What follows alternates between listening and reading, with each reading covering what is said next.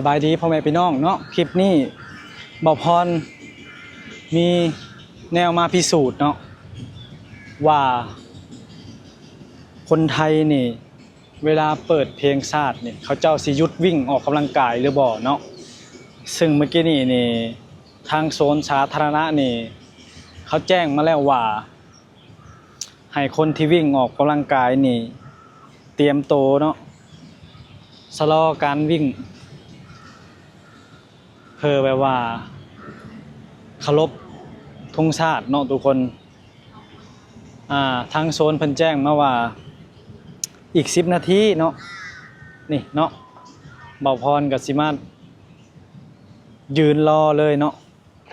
เพราะว่าเลยอีก10นาทีเนาะบ่าวพรกับสิมายืนรอแล้วก็สิหาบ้องหนังรอถ่ายคลิปว่าคนไทยเขาเจ้านี่สิหยุดวิ่งบ่เนาะทุกคนบ่าวพรก็จะคู่คือกันเนาะแต่บ่าวพรคิดว่าน่าจะหยุดวิ่งนะเท่าที่บ่าวพรฮู้นิสัยคนไทยมาเนาะเดี๋ยวคลิปนี้นี่เฮาสิมาพิสูจน์กันว่าคนที่มาแล่นออกกำลังกายอยู่โซนนี่เบิ่งคนนี่ก็สิมีการศึกษาเนาะคนดูแลสุขภาพมีความรู้เนาะทุกคนตามที่บ่าวพรเบิ่งได้แต่บ่าวพรก็มั่นใจบ่น่าจะประมาณ 80% ทุกคนบ่าวพรคิดว่าน่าจะหยุดวิ่งเนาะพอเบิ่งหน้าตาแล้วก็เป็นคนมีฐานะแล้วก็ผู้ดีทุกคนเนาะที่มาวิ่งออกกำลังกายนี่แหละเบิ่งสภาพอาจจะเป็นคนในพื้นที่แด่ส่วนหนึ่งเนาะนี่เด้อเดี๋ยวบ่าวพรสิมาพิสูจน์ว่าอาจารย์สิหยุดวิ่งบ่นี่บ่าวพรสิยืนท่าอยู่นี่แล้วนี่ยืนท่าแถวนี้ล่ะถ้าเพลงชาติเปิดขึ้นนี่บ่าวพรก็สิหาบ่งนั่งคักนั่งถ่ายเบิ่งเนาะว่าคนไทยนี่สิมีใจรักชาติซำใดเนาะแน่นอนเนาะบ่าวพรเชื่อว่าน่าจะหยุดวิ่ง 80-90% ในความคิดบ่าวพรเนาะถามว่ามั่นใจบ่าวพรก็บ่มั่นใจปานใดดอกเนาะเพราะว่าบางคนเขาก็เวลาหน่อยเนาะมาแล่นออกกำลังกายเดี๋ยวสิมาพิสูจน์นำกันว่าเขาเจ้าสิหยุดแล่นบ่เนาะโอ้ทุกคนนี่ดอกไม้นี่ก็งามเด้นี่เห็นบ่ดอกไม้นี่แล้วบ่พรสิถ่ายคลิปรอเนาะ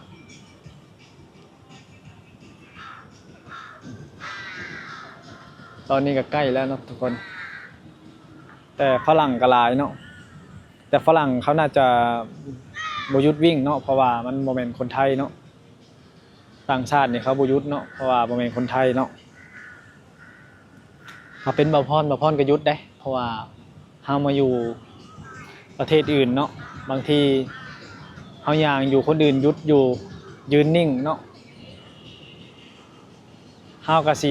ย่างทะเลมันก็บ่ได้นี่ทุกคนโอ้สวนลุมพินีงามเนาะทุกคนเนาะสถานที่สะอาดน้ำสะอาดเนาะ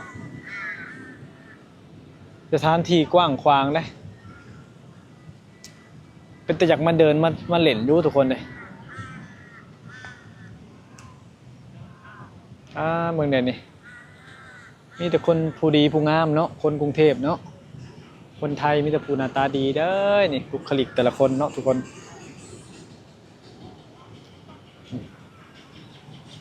สถานที่กว้างแห้งกะลีนี่ไปฟังนั่งก็จะเป็นคลองน้ำเป็นเห็ดสะพานขวามโอ้ฟังเสียงเพลงนี่มันที่บกเขาคลิปบ่พรบ่เนาะเขาเปิดเพลงเต้นออกกำลังกายฟังนั้นเนาะบางคนกับมักเต้นกับไปเต้นน้ำกันเนาะบางคนมักแลนก็แลนอยู่นี่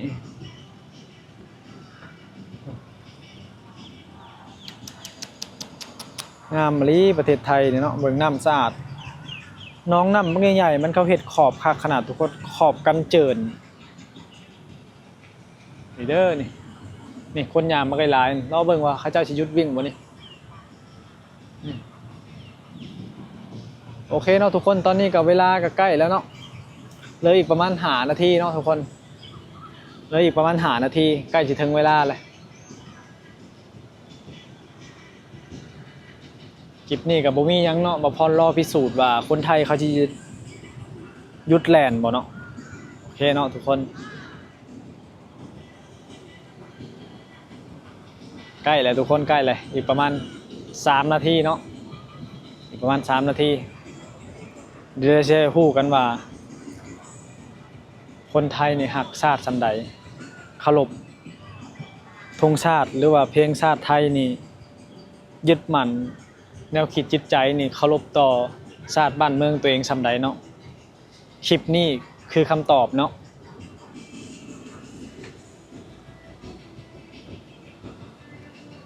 โอเคเนาะทุกคนเวลาใกล้แล้วเดี๋ยวว่าพรชิป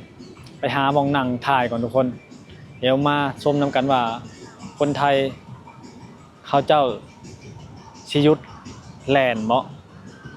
ถ้าเพลงชาติไทยดังขึ้นโอเคเอาไปพิสูจน์พร้อมกันทุกคนโอเคเนาะทุกคนอีกบ่กี่นาทีก็สิเคารพธงชาติแล้วเดี๋ยวว่าพรสิถ่ายเบิ่งว่าคนไทยเขาเจ้าสิหยุดแล่นออกกำลังกายอยู่บ่เนาะเบิ่งเด้อทุกคนเด้ออีกบ่กี่นาทีแล้วเราจะได้ฮู้กันว่าคนไทยเขาสิยืนเคารพธงชาติอยู่บ่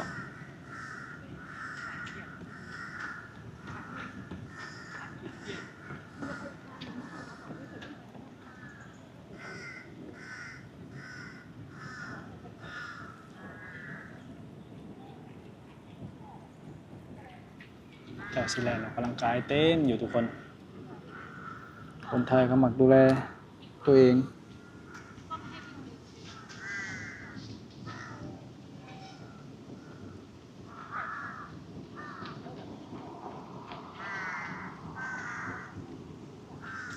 แล้วทุกคน59แล้ว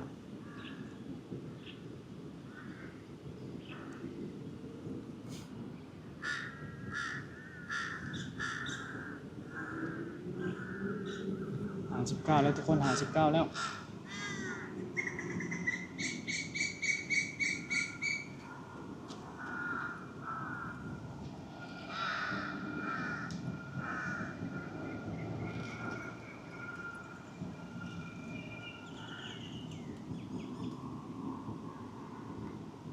59แล้ว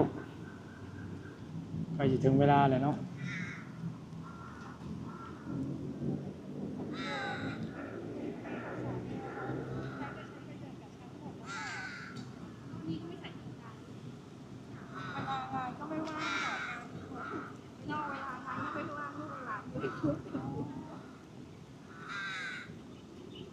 นาฬิกาแล้วทุกคนไม่ใช่จะ6 โมงแล้วดูเขาสิเช่าแลนด์อยู่บ่อ้าวบัดนี้เฮ็ดบัด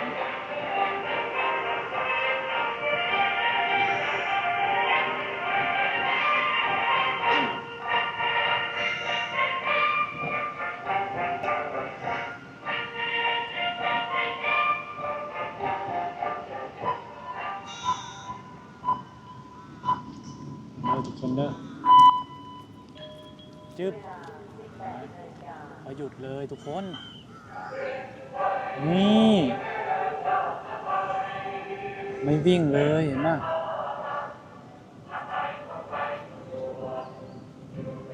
เหลือแต่ฝรั่งอันนี้ฝรั่งนะที่เดินนี่ฝรั่งเด้อทุกคนเด้ออันนี้บ่แม่นคนไทยเด้อเพราะว่าพี่น้องเด้อนี่คือฝรั่งเนาะถ้าเป็นคนไทยนี่เขาเจ้าจะหยุดเดินหมดเลยนี่โอ้ขนลุกเลยมาแล้วทุกคนนี่นี่พระเจ้าหยุดอย่างเลยนี่อ๋อนี่โอ้คนไทยเขาสิมีจิตใจสำนึกสูงเลยทุกคนเลยเบิ่งนี่ยืนจุดจบเพลงเลยว่ะชุดยอด